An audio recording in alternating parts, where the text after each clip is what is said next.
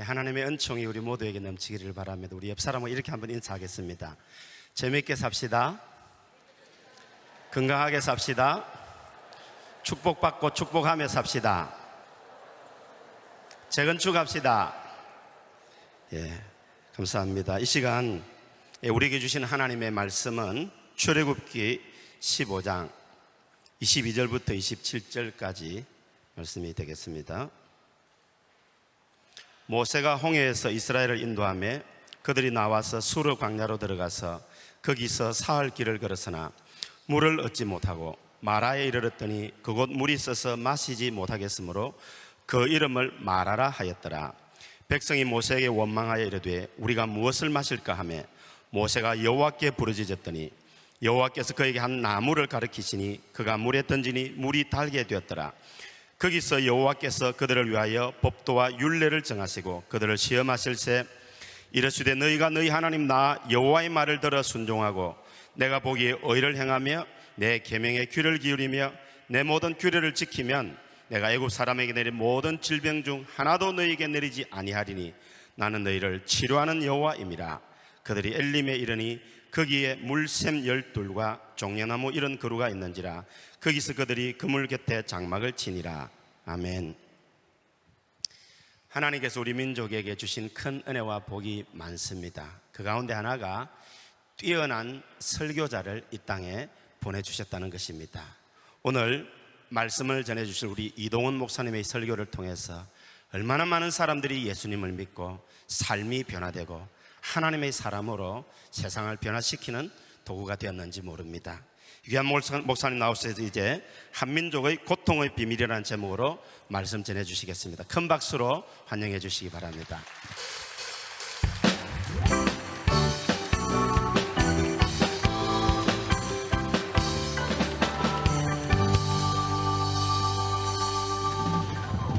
할렐루야. 우리 옆에 앞에 뒤에 있는 분들하고 반갑습니다. 아름다운 날입니다. 같이 인사하시겠습니다.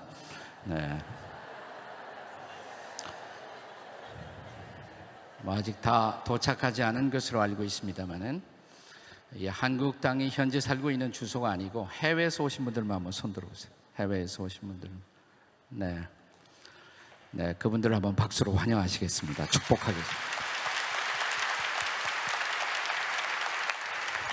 우리 옆에 있는 사람들하고 한 번 더 당신은 조국의 희망이고 열방의 빛이십니다. 한번 인사해 보세요. 시작. 당신은 조국의 희망이고 열방의 빛이 되십니다. 저도 해외 생활을 한 15년 동안 했습니다. 미국에서 이민 목회를 했는데 그때 영어 이름을 저도 다니엘이라는 이름을 썼어요. 아까 다니엘 연극이 있었는데 젊은 다니엘 또 늙은 다니엘이 있었는데 그 늙은 다니엘이 조금 더 늙으면 저같이 됩니다.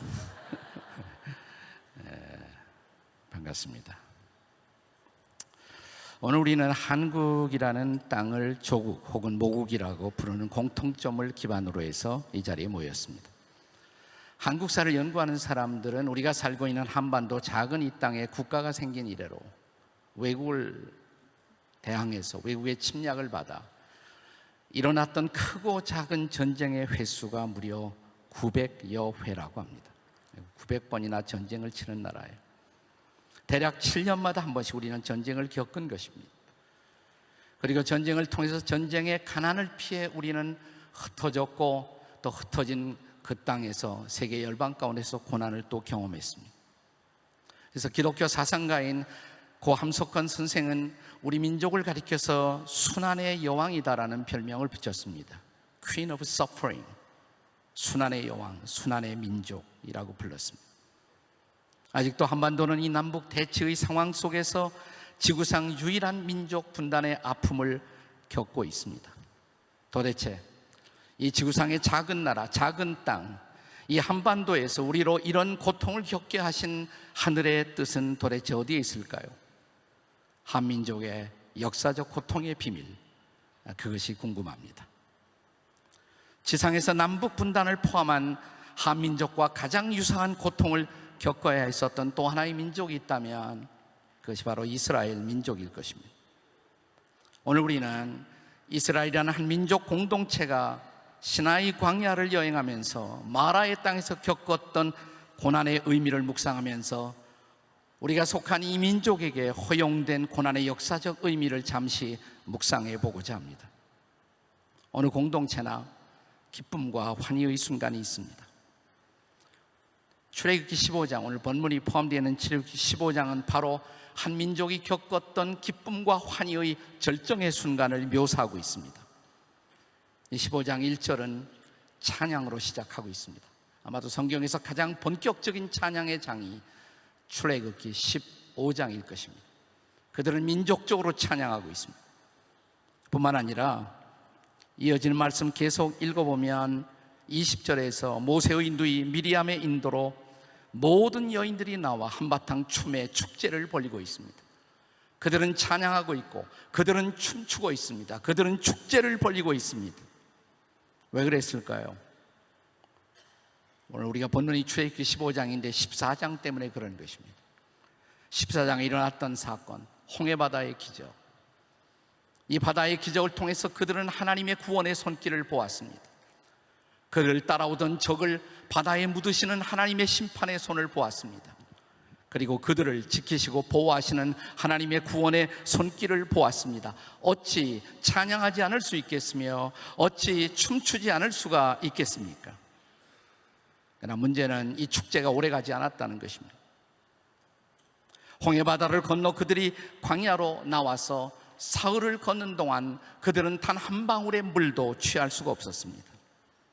그러자 오늘 본문의 텍스트가 시작되는 22절을 함께 같이 읽겠습니다. 22절 다 같이 읽습니다. 시작. 모세가 홍해에서 이스라엘을 인도하며 그들이 나와 수르 광야로 들어가서 거기서 사흘 길을 걸었으나 물을 얻지 못하고. 그러자 공동체의 원망이 시작됩니다.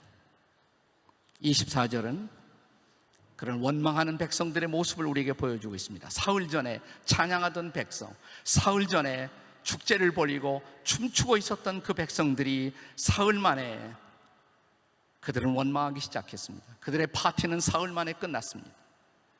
그들은 이렇게 원망하고 있습니다. 백성이 모세에게 원망해 이르되 우리가 무엇을 마실까? 사실 그들이 물을 발견하기는 했어요. 사흘 만에 물을 발견했습니다. 거기 아마도 우물이 있었을 것입니다. 그 물을 마셨습니다. 그러나 그 물은 마실 수 없는 물이었습니다. 쓴 물이었습니다. 더러는 물을 토해내고 더러는 병들어 눕고, 그리고 하나님을 원망하기 시작한 것입니다. 그리고 그들은 그 땅을 마라라고 부른 것입니다. 비로네스, 고통, 괴로움, 쓰리씀의 땅이라고 부른 것입니다. 자, 23절 우리 같이 읽겠습니다. 본문의 23절 다 같이 시작. 마라에 이르렀더니 그곳 물이 썩어서 마시지 못하겠으므로 그 이름을 마라라 하였더라. 네. 이제 이스라엘 민족은 이 마라의 땅에 엎드려 고통하고 신음하는 고통의 공동체가 된 것입니다. 도대체 이런 고통을 허용하신 하나님의 뜻은 무엇일까요? 이 작은 땅 한반도 900여 번의 전쟁을 치르고 그리고 흩어진 채로 세계 열방 가운데서 고난을 받던 이 민족에게 이런 고통을 허용하신 하나님의 뜻은 도대체 무엇일까요? 적어도 텍스트를 통해서 얻을 수 있는 이스라엘 민족의 이런 고통을 허용하신 하나님의 뜻, 그것은 우리 민족의 해답일 수도 있습니다. 첫째로, 이 고통은 하나님의 시험의 교실이었다는 사실입니다. 한번 따라서 하세요. 고통은 하나님의 시험의 교실입니다.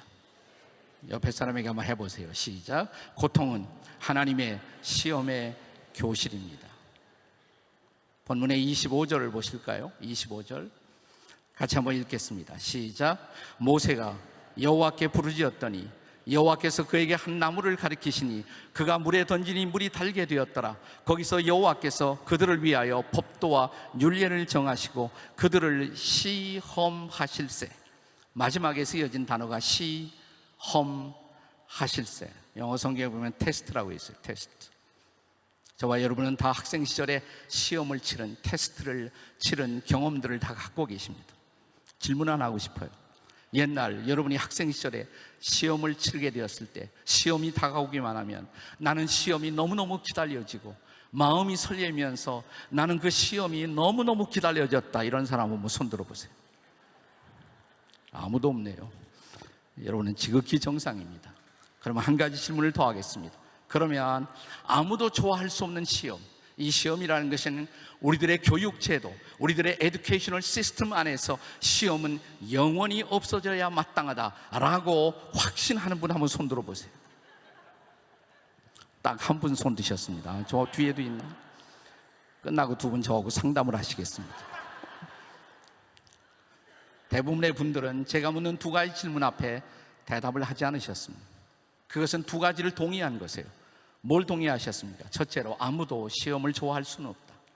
아무도 시험을 엔조이할 수 없다는 것입니다. 그러나 두 번째도 손을 들지 않았다는 것은 그럼에도 불구하고 시험은 필요하다라는 것을 동의하신 것입니다. 왜 시험이 필요할까요?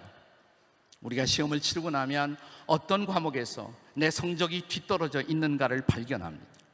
그리고 집중적으로 그 시험 과목을 공부하게 되면 내 실력이 업그레이드되고 향상되지 않습니다. 정확하게 그것이 시험이 우리에게 주어지는 이유입니다. 그것이 하나님이 당신의 백성들에게 시험을 치르게 하시는 이유라고 저는 생각을 합니다. 우리는 종종 학교에서 혹은 군대에서 특별한 학생들을, 특별한 군인들을 훈련하고자 할 때 영재반 혹은 특별 군인들을 양성하는 반들을 갖고 있는 것을 볼 수가 있습니다. 왜 그렇습니까? 그들은 특별한 훈련을 통해서만 특별한 학생이 될 수 있는 미션을 그들에게 주고자 하는 것입니다. 군대도 마찬가지죠. 아주 특별한 훈련을 받는 군대들이 있잖아요. 그들에게 기대하는 스페셜한 미션이 있기 때문입니다. 왜 한국 민족이 유달리 이 지구상의 많은 민족 가운데서 이 많은 고통의 시련의 시간과 역사적인 어려움의 시간을 겪어야만 했을까요? 그것도 이 땅에서 오래오래 살지 못하고 흩어진 채로 또 수많은 고통을 세계 열방 가운데서 감내하게 된 이유가 도대체 무엇일까요? 나는 여기에 한민족을 향하신 하나님의 스페셜 미션이, 특별하신 뜻이 있다고 믿습니다. 여러분 그렇게 믿으십니까? 네, 그 특별한 뜻, 그 뜻을 찾기 위해서 저와 여러분이 오늘 여기에 모였다고 저는 믿습니다. 자, 이런 시험을 맞이할 때 우리가 해야 할 일은 뭘까요? 이 시험을 맞이할 때 우리가 취해야 할 태도는 도대체 무엇일까요? 야고보서 1장 2절에 보시면 이 야고보는 흩어진 백성들을 향한 야고보의 편지였습니다. 이스라엘 흩어진 12지파에게 편지하노니 디아스포라를 향한 편지라고 야고보는 시작됩니다. 네, 1장 2절에 보시면 한번 같이 읽어보실까요? 다 같이 시작. 내 형제들아, 너희가 여러 가지 시험을 만나거든 온전히 뭐라고 그랬어요? 기쁘게 여기라 그랬습니다. 시험을 만나거든 온전히 기쁘게 여기라. 왜 그럴까요? 그 대답은 이어지는 다음 구절에 있습니다. 야고보서 1장 3절 4절에 보시면 이는 너희 믿음의 시련이 인내를 만들어내는 줄 알미라. 인내를 온전히 이루라. 이는 너희로 온전하고 구비하여 조금도 부족함이 없게 하려 함이라. 믿으십니까? 그렇습니다. 시험을 당할 때 가만히 있으라고 성경은 가르치지 않습니다. 시험을 피하라고도 가르치지 않습니다. 여러분 학생 시절의 추억으로 다시 돌아가 보십시오. 시험을 치르기 위해서 여러분이 테이블 앞에, 책상 앞에, 데스크 앞에 앉아 있습니다. 내 앞에 시험지가 펼쳐져 있습니다. 이렇게 기도하는 학생의 모습을 상상해 보십시오. 하나님, 제발 이 시험 안 치르게 도와주시옵소서. 그건 말도 안 되죠. 네, 너무 늦었어요. 내 시험지가 내 앞에 펼쳐져 있다면 우리가 해야 할 기도는 딱 하나밖에 없습니다. 뭘까요? 하나님, 시험 뭐예요? 잘 치르게 도와주세요. 그리고 이 시험을 잘 치르기 위해서 우리가 반드시 필요한 건 뭘까요? 하늘의 지혜인 것입니다. 정확하게. 그래서 오늘 야고보서 1장 5절은 우리에게 이렇게 가르칩니다. 한번 따라서 같이 읽겠습니다. 너희 중에 지혜가 부족하거든 모든 사람에게 후히 주시고 꾸짖지 아니하시는 하나님께 구하라. 그리하면 주시리라. 그렇습니다. 우리가 구할 것, 지혜인 줄로 믿습니다. 자, 오늘 본문에 보면 이 본문의 텍스트에도 모세가 그렇게 부르짖어 구하고 있지 않습니까? 25절 보세요. 본문의 25절입니다. 본문 말씀 25절 한번 다 같이 읽겠습니다. 시작. 모세가 여호와께 부르짖었더니, 네, 이렇게 시작돼요. 그거만 읽으셔도 돼요, 그냥. 네. 모세가 여호와께 뭐 했다고요? 부르짖었더니 그랬어요. 부르짖었더니.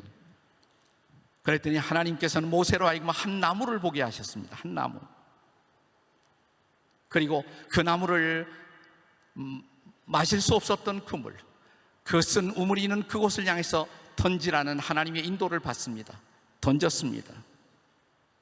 어떤 변화가 일어났습니까? 마실 수 없었던 그 쓴 물이 단물로 변하는 놀라운 기적이 일어났습니다. 기도가 기적을 가져온 것입니다.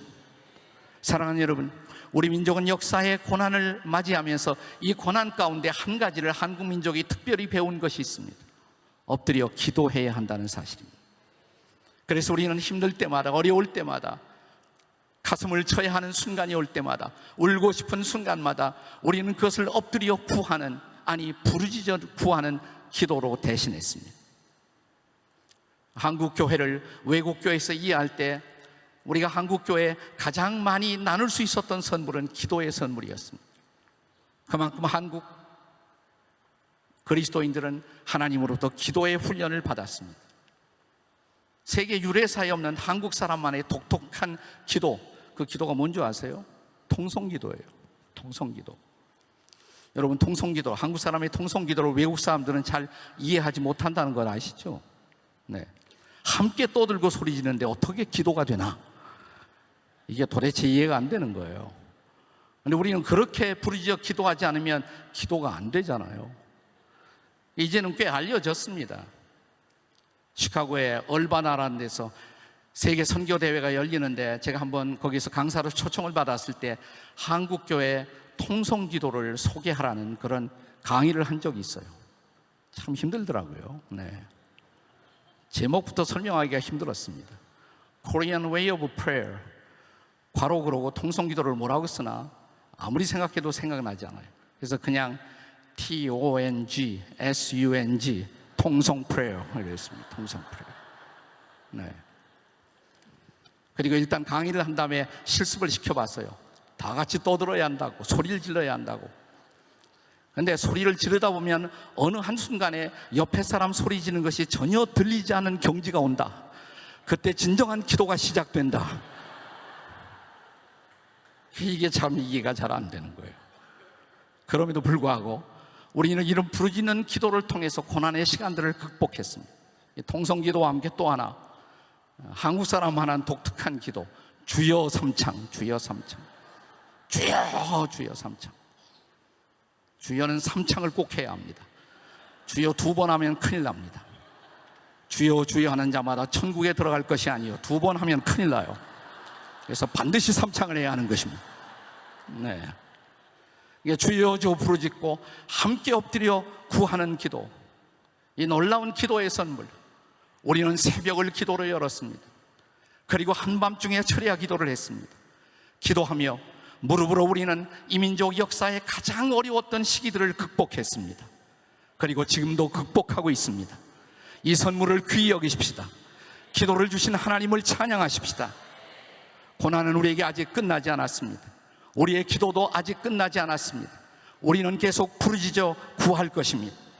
교회에서도 기도할 것입니다. 집에서도 기도할 것입니다. 학교에서도 기도할 것입니다. 일터에서도 부르짖어 기도할 것입니다. 그리고 이 기도는 기적을 가져올 것입니다. 마라의 땅에 기적은 바로 우리 민족의 땅에 일어나야 할 기적인 것입니다. 이 마라의 특별한 고통은 결국 한 민족의 인격을 특별하게 연단하고 마침내 그들의 기도를 연단할 수가 있었던 것처럼 하나님은 그렇게 이러한 시험의 시간을 통해서 기도로 우리를 연단하신 그 축복을 감사하십시다. 이 민족에 있어서 고통의 의미 도대체 무엇일까요? 첫째로 그것은 하나님의 시험의 교실이었다라는 사실. 이 고통의 의미가 우리 한민족에 가지는 또 하나의 의미는 뭘까요? 두 번째로 고통은 하나님의 임재 체험의 광야라는 사실입니다.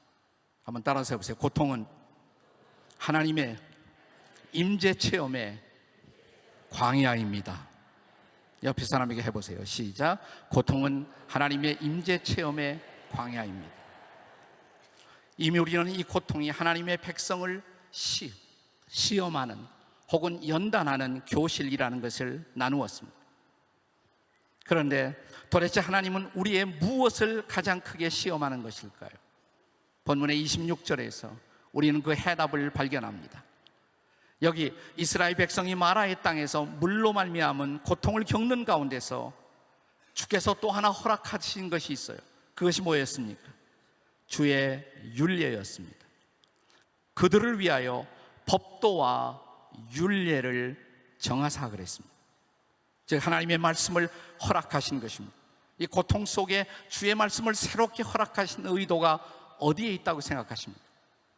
자, 이스라엘 민족이 홍해 바다가 열리면서 그 바닷길을 걸어 나왔을 때, 광야로 나왔을 때 그들은 하나님의 기적을 경험하고 하나님을 찬양했습니다. 바다를 여신 하나님의 구원의 손길을 찬양했습니다.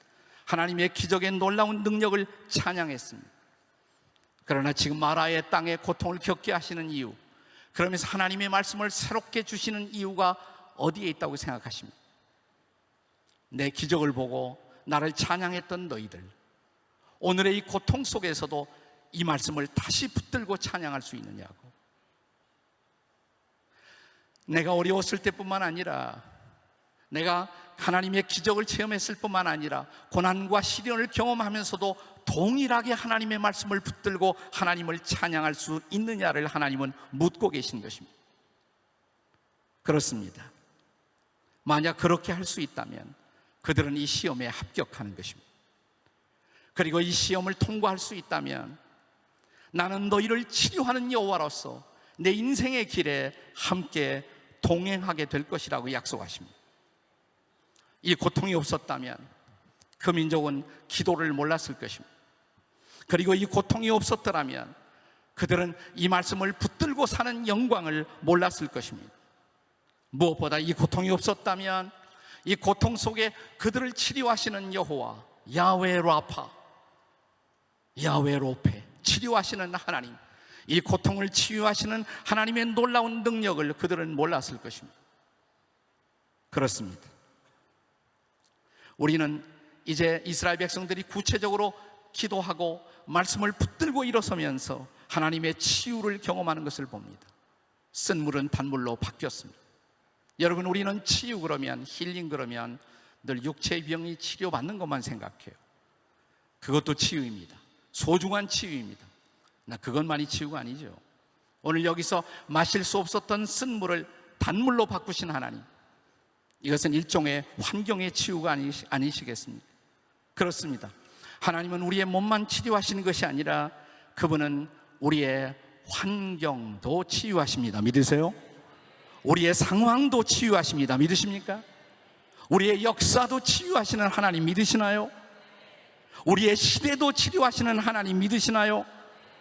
우리 민족이 겪어온 고통의 역사, 한많은 한민족의 한의 역사, 그러나 이 역사의 한복판 속에서 우리를 치료하시면서 하나님은 하나님의 손길을 우리에게 내리셨고 우리는 우리와 함께하는 하나님의 임재를 구체적으로 경험할 수 있었던 것입니다. 이 고통의 질곡을 지나면서, 이 고통의 광야를 지나면서 우리에게 다가오시는 하나님을 경험한 것입니다. 그것이 또한 수많은 인생의 고난을 겪어야 했었던 욥의 마지막 결론이었습니다. 여러분, 욥이 배웠던, 욥이 고난의 어두운 밤을 통과하면서 배울 수 있었던 가장 중요한 레슨이 뭐라고 생각하십니까? 욥은 정말 잘 참았습니다. 재산이 다 날아갔습니다. 자식들이 날아갔습니다. 자기의 건강도 잃어버렸습니다. 사랑하는 와이프의 애정조차 잃어버렸습니다. 모든 것을 빼앗긴 욥. 그러나 잘 견뎠더니, 마침내 잘 견뎠더니 마지막 장에 반전이 일어나죠. 반전이. 욥기의 결론이 뭘까요? 욥이 잘 참았더니 마지막에 하나님이 모든 것을 갑절로 주셨다. 자식도 갑절이 되고 재산도 갑절이 되고 마누라도 갑절이 되고 모든 것을 더블로 주셨다. 이게 욥기의 결론일까요? 아니에요. 저는 욥기의 가장 중요한 결론은 욥기 42장 5절이라고 생각해요. 이런 말씀이 있습니다. 욥기 마지막 장의 욥의 고백입니다. 이 긴 어둠의 터널을 그리고 고통의 밤을 지나고 난 욥의 고백인 것입니다.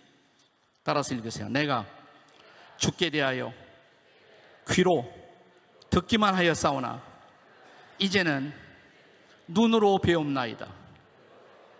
저는 주님에 대해서 귀로만 들었어요. 하나님이 이런 분이라고 목사님이 말씀하셨어요. 하나님이 이런 분이라고 신학자가 말씀했어요. 그러나 이 고통을 통과하면서 이제 그 하나님은 귀로 듣는 하나님이 아니라 눈으로 뵙는 하나님, 고통 속에 다가오신 하나님, 고통 속에 함께 하신 하나님, 그 하나님을 눈으로 볼 수가 있었던 것입니다. 그렇습니다. 이것이 고통을 통해서 욥이 얻은 놀라운 마지막 고백이었던 것입니다. 하나님의 거룩한 임재로 함께 하신 하나님, 가까이 그분의 영광스러운 임재를 더 위대하게 보여주신 하나님을 만날 수가 있었던 것입니다.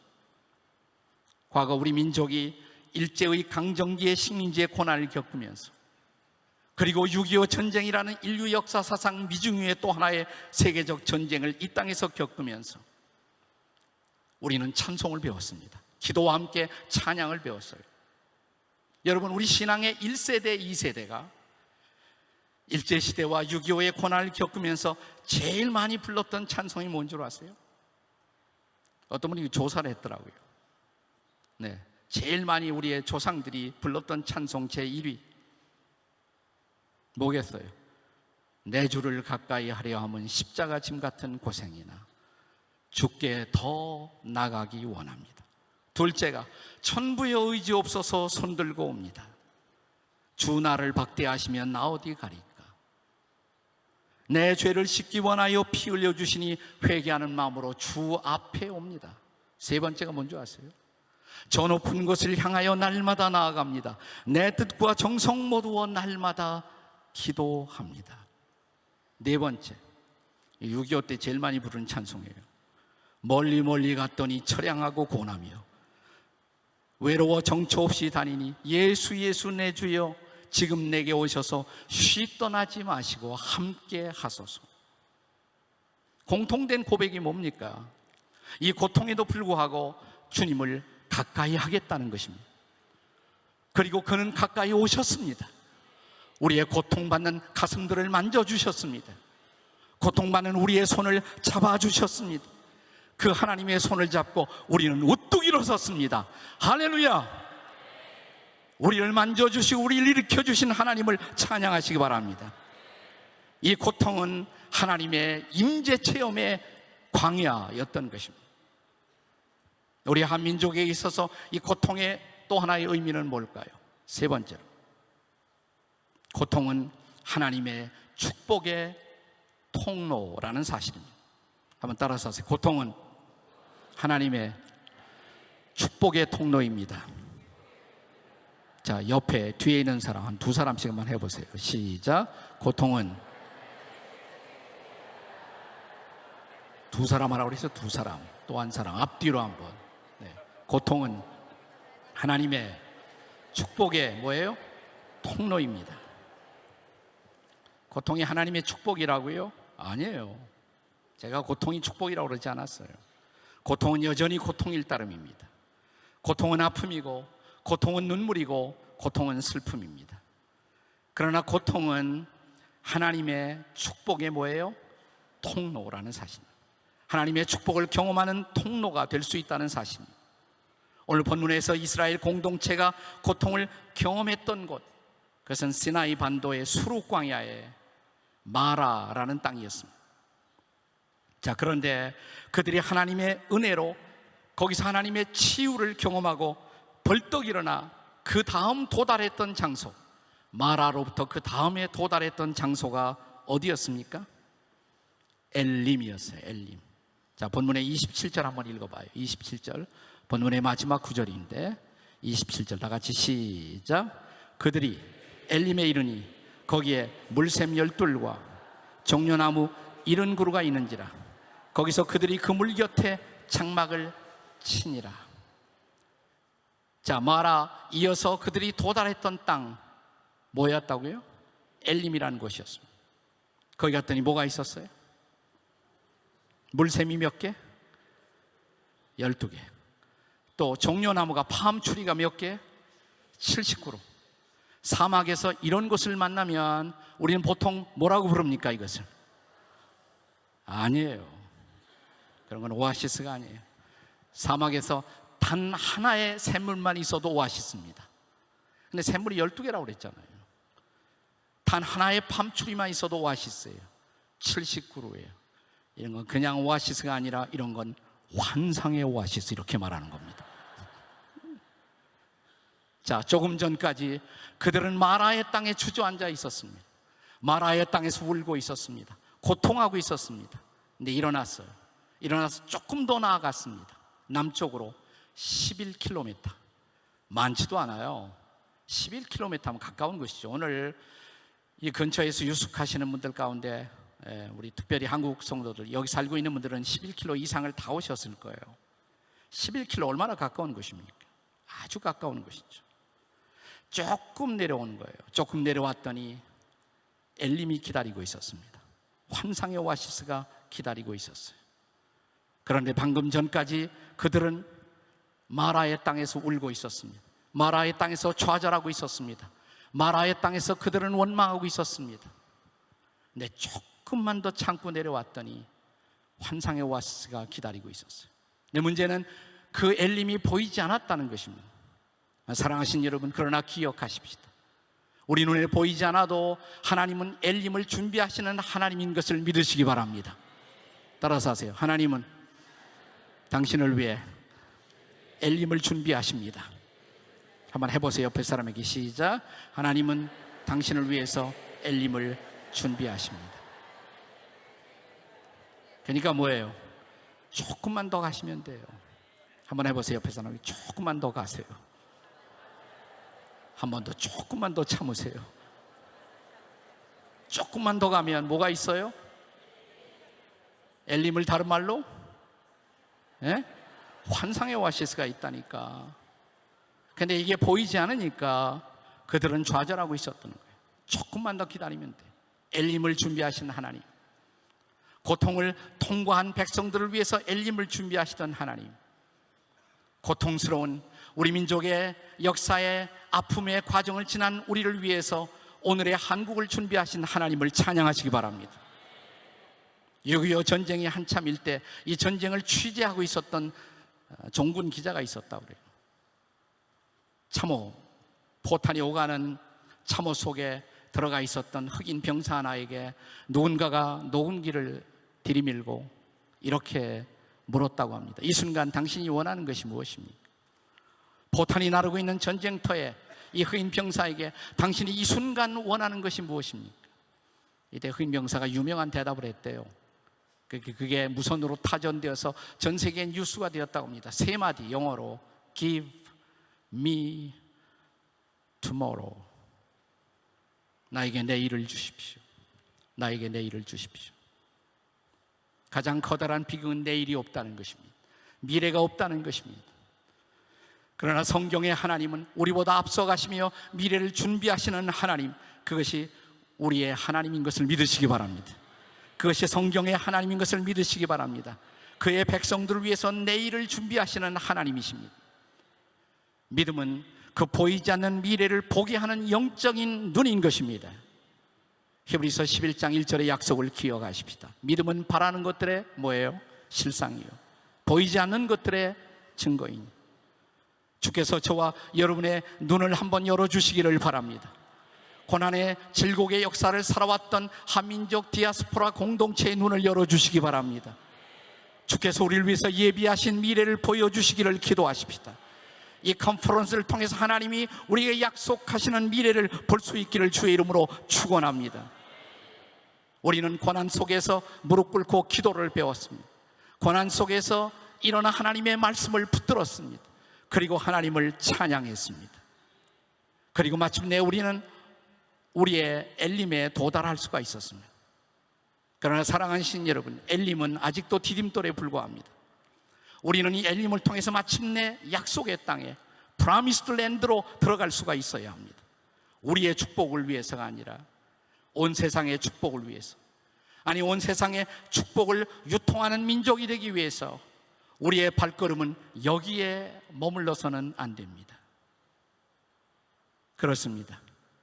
짧은 세월 가운데 하나님께서는 고난받았던 이 민족을 미국 다음으로 전 세계에 선교사를 많이 파송하는 나라로 세워주셨습니다. 네, 이것이 시작이 되기를 바랍니다. 이것은 끝이 아니라 새로운 시작이 되기를 기도하십시다. 믿음의 조상 아브라함을 맨 처음 애초에 불러주신 하나님의 약속이 뭐였습니까? 내가 너로 큰 민족을 이루고 네게 복을 주어 내 이름을 창대케 할지니 너는 복이 될지라 그랬어요. 복이 될지라. 옛날 우리 한국 번역에는 복의 근원이라고 그랬는데 그냥 복이 될지라, 이게 더 좋은 번역이에요. You shall be blessing. 복이 될지라 그랬습니다. 선교 130년 만에 미국을 제외하고는 세계에 가장 많은 선교사들을 파송하고, 그리고 경제적으로도 다소간 이웃들을 품고 도울 수 있는 나라, 세계 지도 북위 1040 윈도우 속에서 가장 복음화가 촉진된 나라, 우리 민족을 지금 이 시대에 여기에 두신 이유가 어디에 있다고 생각하십니까? 이것은 우리끼리 우리만 여기에서 잘 먹고 잘 살기 위해서는 결코 아닐 것입니다. 우리는 이스라엘 민족의 실패에서 배워야 합니다. 그들의 축복이 되어주는 일 대신에 축복이 그 민족 안에만 고이기를 간구했을 때 그들은 더 이상 선교를 주도하는 역사의 민족이 될 수가 없었던 것입니다.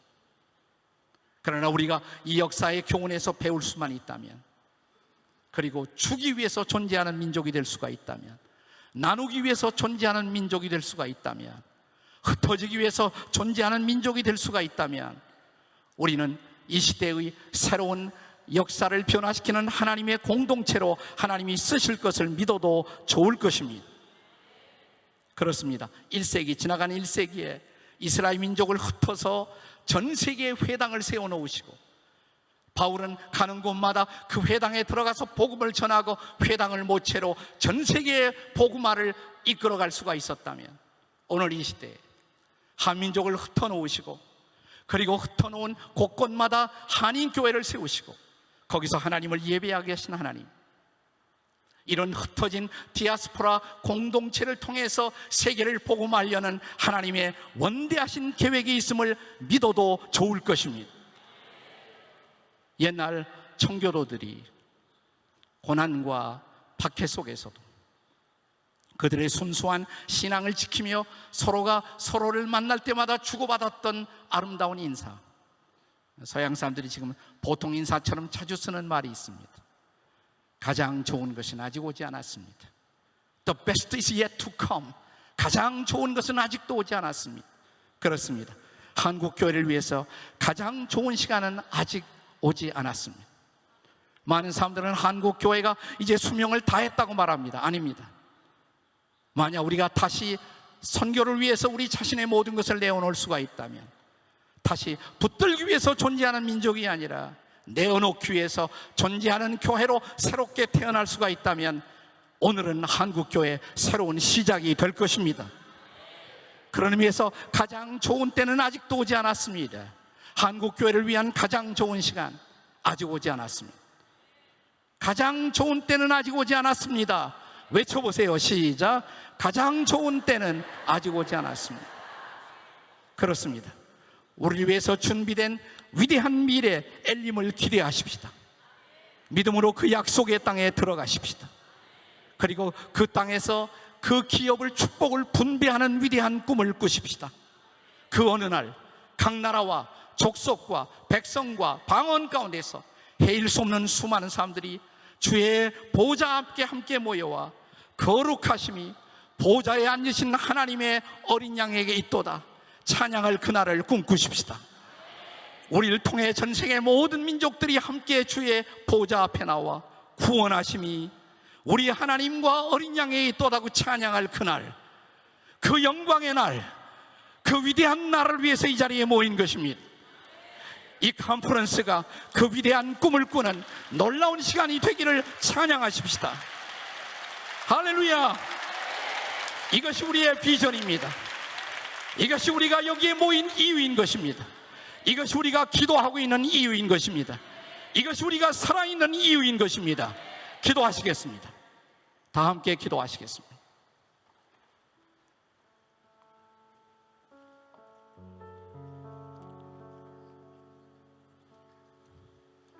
그렇습니다.